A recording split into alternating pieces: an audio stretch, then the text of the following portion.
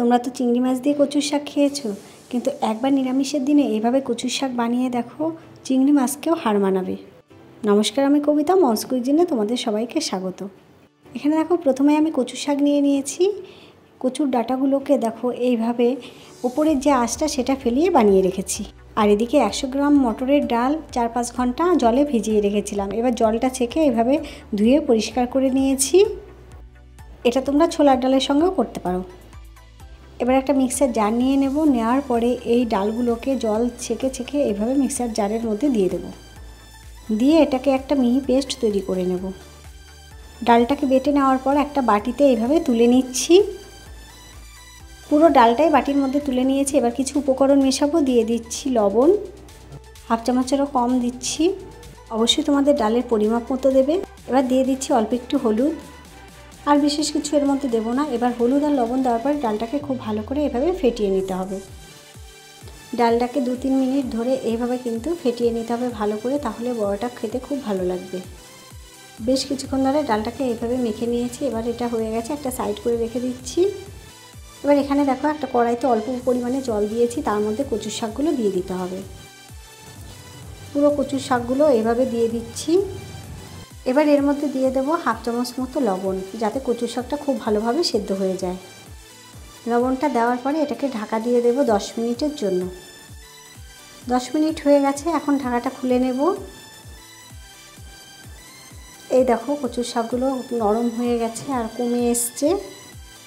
এবার একটু নাড়াচাড়া করে নিতে হবে, যাতে ওপরের যে শাকগুলো সেগুলো নিচে চলে যায় আর খুব ভালোভাবে সেদ্ধ হয়ে যায়। দেখো, সেদ্ধ হয়ে গেছে। এবার এটাকে জল ছড়িয়ে নিতে হবে। এরকম একটা থালা নিয়েছি, থালার মধ্যে এইভাবে আমি কচুর শাকটাকে ঢেলে দেবো। দিয়ে চেপে জলটাকে বের করে নেব। জল বেশি থাকলে কিন্তু রান্নাটা ভালো হবে না, আর টাইমটাও বেশিক্ষণ লাগবে। এবার খুন্তির সাহায্যে এভাবে চেপে জলটাকে বের করে নেব। যেহেতু হাতে আমার সময় কম আছে, আর যদি সময় বেশি থাকে তাহলে কিন্তু এভাবে রেখে দিলে জলটা ঝরে যায়। এবার দেখো, একটা কড়াই বসিয়ে দিয়েছি। কড়াইতে দিয়ে দিচ্ছি সর্ষের তেল। তেলটা গরম হয়ে যাওয়ার পরে যে ডালগুলো বেটে রেখেছি সেই ডালের থেকে ছোট ছোট করে বড়া করে নিতে হবে। একদমই ছোট ছোট করে দিতে হবে। বড় করলে কিন্তু কচু শাকের মতো ভালো লাগবে না। ছোট ছোট করে এইভাবে দিয়ে দেব। এইভাবে বড়াগুলোকে দিয়ে দিয়েছি। এবার দেখো, এক সাইড হয়ে গেছে। এবার উল্টে পাল্টে নিয়ে বড়াগুলোকে হালকা করে ভেজে নিতে হবে। খুব বেশি লাল করব না। ভাজা হয়ে গেছে, এই অবস্থাতে কিন্তু আমি তুলে নেব। এবার এই তেলের মধ্যে আরেকটু তেল দিয়ে দিচ্ছি। তেলটা গরম হয়ে যাওয়ার পরে 2টো শুকনো লঙ্কা আর দিয়ে দেব তেজপাতা। এগুলোকে একটু নাড়াচাড়া করে নিতে হবে, যাতে তেজপাতা আর শুকনো লঙ্কা ভালোভাবে ভাজা হয়ে যায়। ভাজা হয়ে যাওয়ার পরে এর মধ্যে দিয়ে দেবো 1/2 চামচ মতো পাঁচফোড়ন। পাঁচফোড়নটাকেও কিছুক্ষণ নাড়াচাড়া করে নিতে হবে, যাতে পাঁচফোড়ন থেকে সুন্দর গন্ধ বেরিয়ে আসে। তখন এর মধ্যে দিয়ে দিতে হবে 1 চামচ মতো আদা বাটা। এবার এই আদা বাটার মধ্যে দিয়ে দেবো 1/2 চামচ মতো জিরে গুঁড়ো, 1/2 চামচেরও কম ধনে গুঁড়ো, দিয়ে দেবো 1/2 চামচেরও কম হলুদ গুঁড়ো। এবার এই সমস্ত গুঁড়ো মশলা দেওয়ার পরে খুব ভালো করে মশলাটাকে আদার সঙ্গে কষিয়ে নিতে হবে। কষিয়ে নেওয়ার পর এর মধ্যে দেখো লবণ দিয়ে দিচ্ছি। যেহেতু আগে লবণ দিয়েছি, সেটা মাথায় রাখতে হবে। এখানে অল্প পরিমাণে দিলাম। এবার সমস্ত মশলাটাকে ভালো করে কষিয়ে নিতে হবে।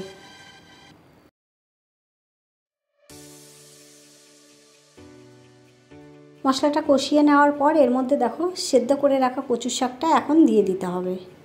কচুর শাক যত ভালো সেদ্ধ হবে, রান্নাটাও কিন্তু সময় বেশি লাগবে না।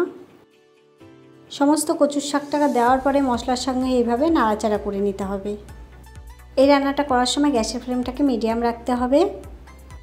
আর দেখো, এখানে লঙ্কা দিয়ে দিচ্ছি। এখানে কাঁচা লঙ্কা আমি ঝাল অনুযায়ী দিচ্ছি। আর নাড়াচাড়া করে নেওয়ার পর এর মধ্যে ভেজে রাখা বড়াগুলো দিয়ে দেবো। দিয়ে ঢাকা দিয়ে দেবো।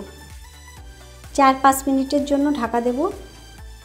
5 মিনিট হয়ে গেছে, এখন ঢাকাটা খুলে নিচ্ছি। দেখো, জলটা অনেকটাই টেনে গেছে। এর মধ্যে যেহেতু বড়া আছে, ওই জন্য বড়াটা জল অনেকটাই টেনে নেবে। এবার ভালো করে নাড়াচাড়া করে নিতে হবে।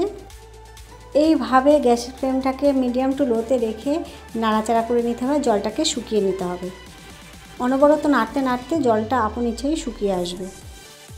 আজকের এই রান্নাটি যদি তোমাদের ভালো লাগে তাহলে অবশ্যই লাইক কমেন্ট করো। আর যদি নতুন বন্ধু হয়ে থাকো তাহলে অবশ্যই চ্যানেলটিকে সাবস্ক্রাইব করো। দেখো, নাড়তে নাড়তে কিন্তু জলটা শুকিয়ে গেছে। আর একটু শুকিয়ে নিতে হবে। এবারে সবশেষে এর মধ্যে দিয়ে দেবো হাফ চামচেরও কম চিনি। আর কচুর শাকে তো একটু মিষ্টি মিষ্টি ভালো লাগে।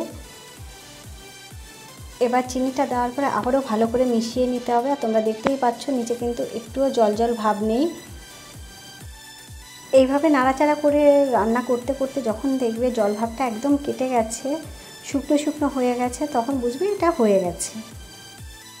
যত ভালো করে জলটাকে শুকিয়ে নিতে পারবে খেতে কিন্তু ততটাই ভালো লাগবে। আর আমার কচুর শাকটা দেখে বুঝতেই পারছো জল একদমই নেই, শুকনো শুকনো হয়ে গেছে। এই অবস্থাতে আমি এবার নামিয়ে নেব। আর এটা খেতে যে অপূর্ব লাগে তোমরা বাড়িতে রান্না করলে তারপরে বুঝবে, কোনো রকম বেশি মশলাও দিইনি। এবার দেখো নামিয়ে তোমাদেরকে দেখাচ্ছি। দেখো একদম কম মশলায় এইভাবে কচুর শাক তোমরা বাড়িতে বানিয়ে দেখো আর আমাকে জানিও কেমন লাগলো। আজ তাহলে এই পর্যন্তই, পরে আসবো অন্য কোনো ভিডিও নিয়ে। ততক্ষণ তোমরা ভালো থেকো, সুস্থ থেকো।